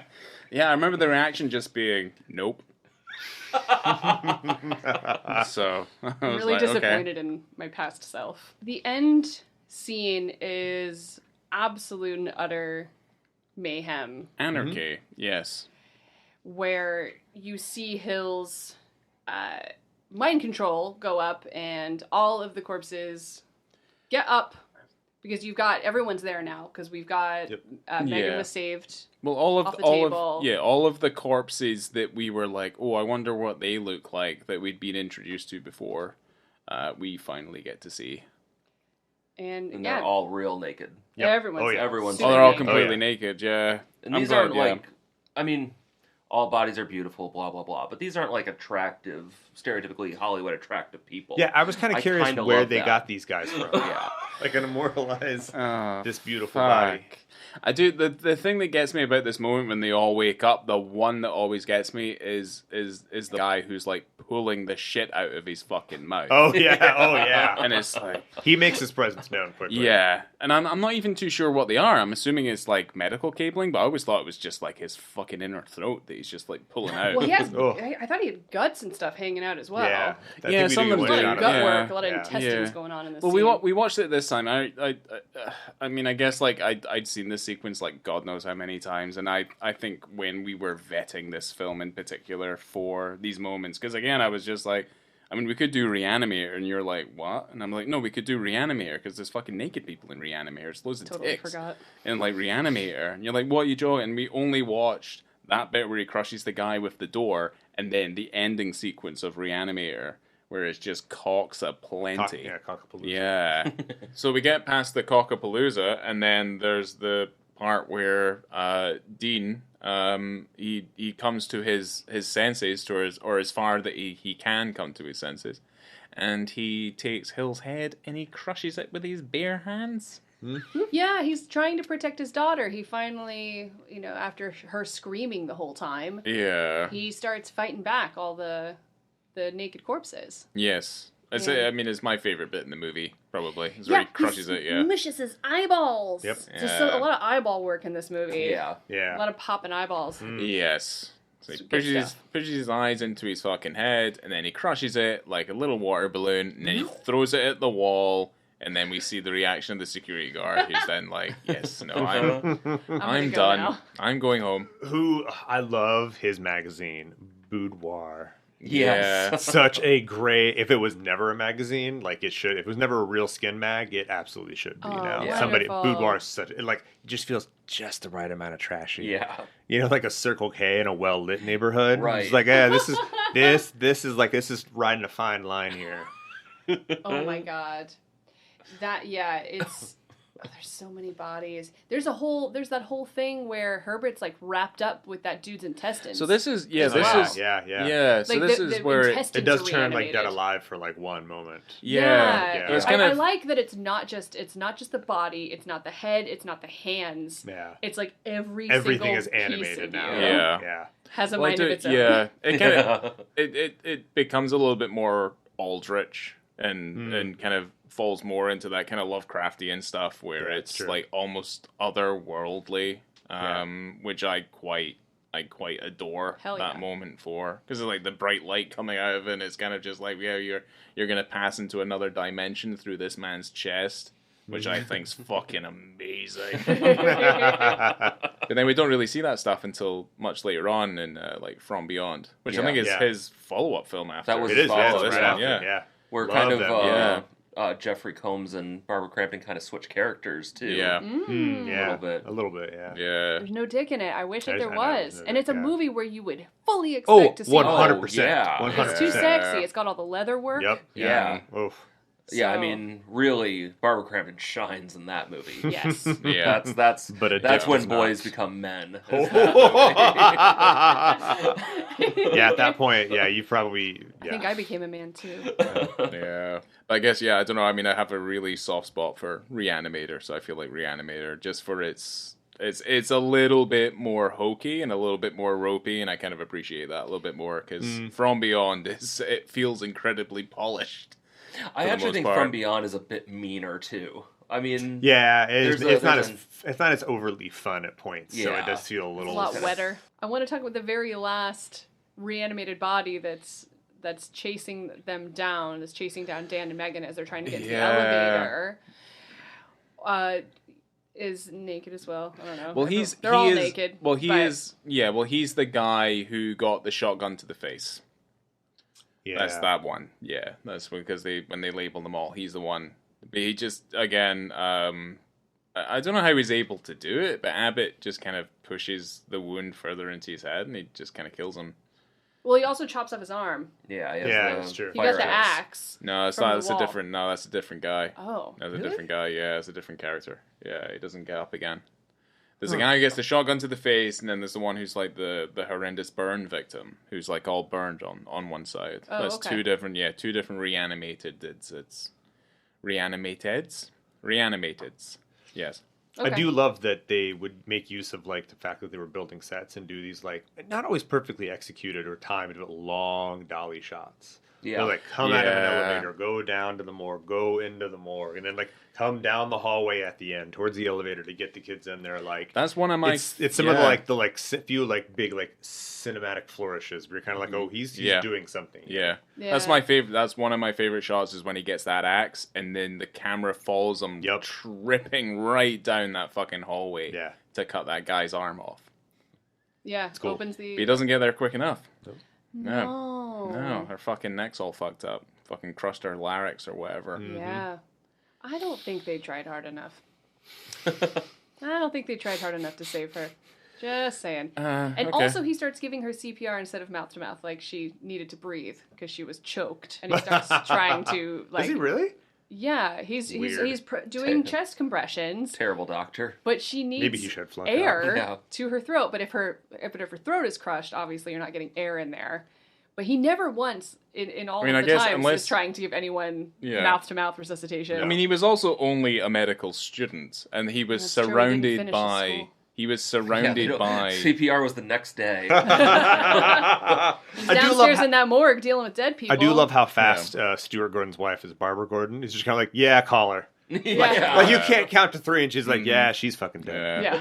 You know what I really love about Barbara Gordon is her fucking glasses. Oh my god, yes. They're just these thick Coke bottle. Oh, they're so good. They're so cool. Yeah, they're not those RoboCop glasses. Oh, I love her glasses as well. Oh, she's hot. She's got it. That chick from RoboCop. Yeah, she was doing all right back in 1980.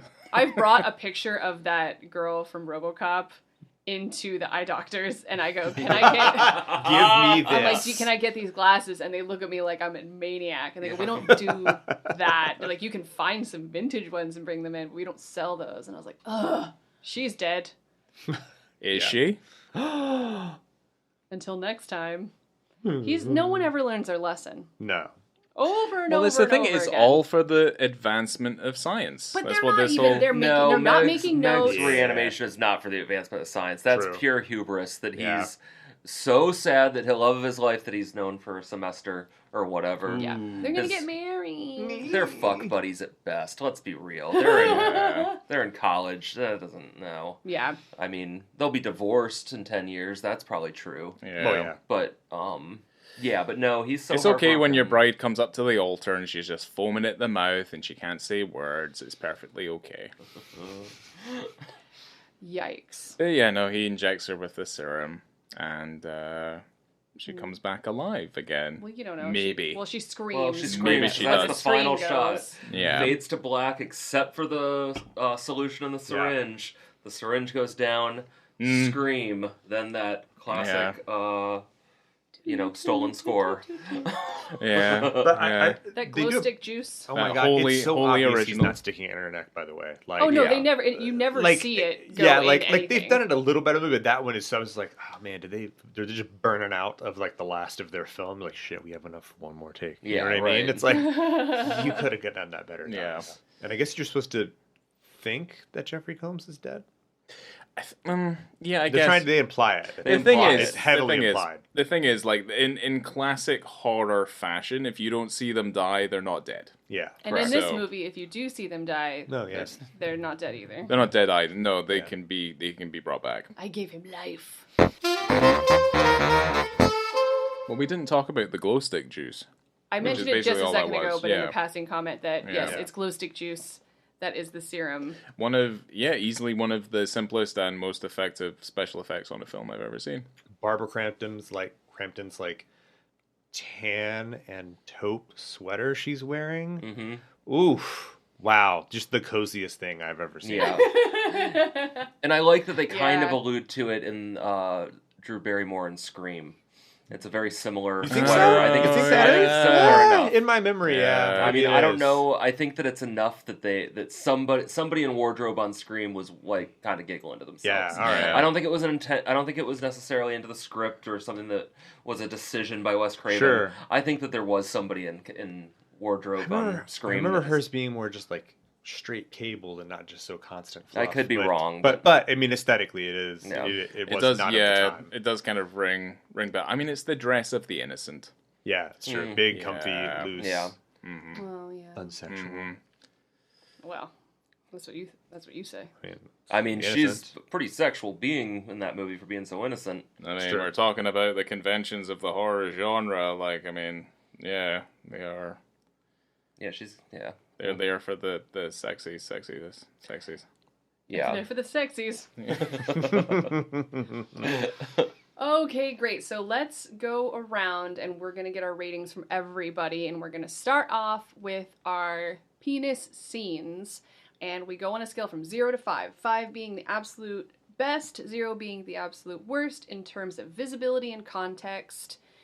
And we'll go ahead and start with Tighe because it's his first time on the Ooh. podcast. And so what say thee on visibility and context for those dick scenes? Oh, I mean, they're deeply in context. I'm gonna ding them. Do I rate it separately or as one? I like to put them together just for Yeah, the I sake know. of time. All right, then I'll call it a 4 because there's lots of context. But I gotta ding the visibility because it is a little dark. It's artistic, but you're not getting. This isn't like a sunny day nude. It's Yeah. harsh They overhead couldn't lighting. pay those homeless fluorescent. people 2 sandwiches. Yeah, some harsh overheads and dark shadows. So presentation could be better, but lots of context.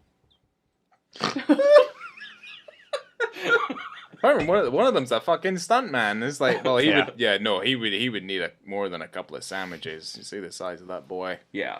He's a You bring big in lad. one pro, teach the rest how to do. Yeah, that's true. Oof. Here's your sandwiches.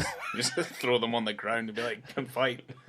Whoa. yeah. Oh, a box full of paper sacks. They turn it over.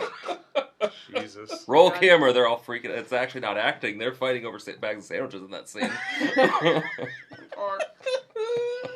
Okay, Josh. Visibility and context.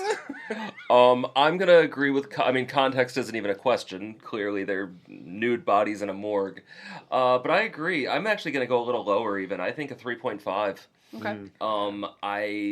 I've seen better dicks in movies. Better Oh, yeah. representation of dicks in movies. It's fine. It's acceptable, but honestly, I don't even really notice it that much. Because it's clinical. That's true. That's exactly why it's clinical. Straight science. Yeah. Yeah. Like, I mean, they could have done some inserts of, like, some close-ups. Just saying. That's I fair. mean, No, that's you were fair. also yeah. upset that one wasn't direct, so. Oh, and that really does upset me. His Taking it to a 3, what are you His doing? dick should have been as angry as he was. Just screaming. Okay, Ryan. Yes? Visibility and context, please. Okay, so no, I agree with the context, but I do agree with Josh in that it's maybe a little bit too dark and there could be a little bit more focus on it. I kind of feel like it's trying to be deliberately quite careful. But I will say this is one of the few occasions where I've gone, we can do that movie because there's that there, and you didn't even have an inkling about it. That's true. Where in most And cases, usually. in most cases, you're like, it's like one of my favorite films of all time. You're like, yeah, there's a dick in there, and I have no idea there's a cock anywhere in Yeah. the existence of that film. So I think it's because I maybe haven't. Oh, no, we watched it together, and then you said it afterwards. So yeah, I don't know what's going on with me. I'm usually, it's like I see a butt or I see skin, and I'm like, oh, where is it? yeah, Where it's is kind it? of like it's this like weird perverse nature that you have. That you just kind of see something and then you kind of point And it out. that's why yeah. we're all here right now. So you're welcome. Yeah, that's true. Yeah. If it wasn't for you, we wouldn't be here. So for me, I originally had it down as a 4, and I think that I always tend to rate things higher just because I'm happy it's there. Because obviously I want there to be more of it and have kind of an equal representation. But you also have to be impartial, though. I know, and you're right. And so I'm gonna go ahead and also give a 3.5. I mean, I could even go to a 3, but that I'm not going to do that because there are so many. Volume. And I also saw there are moments in that final chaos scene where you can see some of the actors moving in certain ways, and it kind of looks like they are trying to avoid like being fully in front of the camera. Yeah. I noticed it at least one time. I think I saw it's someone in the back, and I'm like, okay, now he's moving his leg in like this certain type of way, and to be a bit shielded, which there's already there's already quite a fraught. Like, there's a fraught kind of situation with the movie, is that when it comes out originally, it's, like, unrated until it kind of gets picked up, and then it needs to be rated in one way or another. So I kind of feel like they're trying to cover all their bases in one way or another. That's my only thing for that. It's like they're being told to make sure that they do things a certain way, and then that's like all they were able to get. Out of all of the things that would be problematic for a ratings board, that's probably the least of their worries. Well, I think you would be surprised, as we have done over 35-something episodes of this podcast, is that usually when there's a dick involved, that is the primary culprit. Of it, of any kind of it's like, nope, too late. Or it's not like even that. Yeah, getting an X or an NC-17. Yeah, because no one wants the dreaded NC-17. No. So... You don't get your movie out there. No.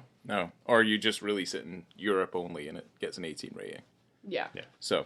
Which makes sense. So then we are here for our final ratings of the film altogether. And we'll just go back in a circle again. Ty, what do you think? 0 to 5. 5 being the tip-top culmination of everything you've ever wanted in a film. And 0 being it's trash. I mean, it's a solid 4.5. I mean, I would call it one of my favorite movies. And a movie I've probably seen, not the most, but up there. I mean, it's probably definitely my top 10 most seen movies. So, yeah, I'm gonna stick with the 4.5. I think I'm just trying to like not be overly nice, like I feel I can be, but yeah, 4.25. If you desire, I'm going 4.25. You can do anything you want with the numbers. So, except they have to be between 0 and 5. So that's fine. Okay. Oh no, I'm not. I'm 5 stars. This is a goddamn perfect movie. My Letterboxd top 4 are Exorcist, this, Female Trouble, and Clifford. Those are the 4 best movies ever made. Oh wait, no, it's your turn. Sorry, you go. Ryan. If you want to skip me, I mean that's fine. I think you already know what I'm gonna say. Go for it. 5 stars. Yeah, I think this movie's fucking awesome. Yeah. I always like the kind of low budget kind of hokey sort of stuff, and this just has a really good story behind it as well. So yeah, I mean I've always liked this movie from the first time I saw it. So it's just so messy. Yeah, I like that though. Messy. Yeah, it is very messy. Yeah, but I mean I think it's original. It's got a fantastic story. There's a whole bunch of stuff behind it where I'm like, there is plenty of occasions where this film would have just like ceased to be in one way or another, depending on the direction that it was going to take. So, and also it's Jeffrey Combs' best role. It's the one he's most synonymous with. Most frequent role. It's the role he's synonymous with. Yeah. You know, I can't remember all the characters he played in Tell that to a Star fucking Trek. Trekkie. Yeah, exactly. Fucking Star Trek. Yeah, I can't name all the roles he played in the fucking Star Trek. He was in shows. Star Trek? Multiple. What do you mean he was in Star Trek? Yeah, all of them. Was he in Next Generation? Yeah, starting in Next Generation and on. Really? I don't know the shows that well, so but I do know that he's Voyager, and he plays I can't remember the alien's name, but he's one of the prominent it's either Deep Space Nine or Voyager. I think Deep Space Nine he was really prominent in. Yeah, and he's he's in like every episode. Wow. Didn't know that. Here's the thing. Last time I put it down, I gave it a 5. Oh. It's still a 5 just because I have it written down. I don't know if it's It's probably more of a 4.5. I'm probably more on your page, Ty, with that one because it's not like my absolute favorite. But I do love this movie quite a bit, and it always makes me make weird noises because of the things that happen, and I'm always yelling every time, especially when that door comes down and smashes the dean in the face, when the cat goes against the wall. Like, there's so many moments I'm just like, ugh, you know, or the fillet, you know, it's very upsetting when you got that that bloody mouth on her boob, and she's just trying to push his head away. That shit is disgusting, and I always have a visceral reaction to that shit, which I can appreciate that a film makes me do that. I love when a film can make me physically upset. So it can stay a 5 for now. I'm going to keep it that way because I think it's a treasure and a treat. Jeffrey Combs in this role is a marvel and a national treasure. So do you think Stuart Gordon's made a bad movie? I don't know. I mean Stuart Gordon is arguably better director than Quentin Tarantino. I would agree with that. So there you go. That's all I wanted to kind of bring up. Okay, not whatever. a fan. Yeah. All right, He does not know how to make a rape scene funny. Wow, you guys. On that note, thank you so much for being here for part 2 of Cocktoberfest. You're welcome. Spooky Penis Month. Thank you guys so much for being here. I'm so glad that we can make this happen. Re-Animator, Spooky Penis Month, Stuart Gordon, Brian Yuzna. Very exciting stuff. So, again, thank you guys. Happy Halloweensies. Same to you. Yeah, same. Halloweeners. It's still not over, though. We still have Beyond to do. I know, but it's nice. It's just nice to talk about it. Coming to you from Miskatonic Medical School, I have been Laura. I'm still Ryan. I'm Josh. Still Ty. Man about town. We'll see you guys next time. Enjoy your life. While you still have it. All right, okay. Hit the button, make it stop. Yeah.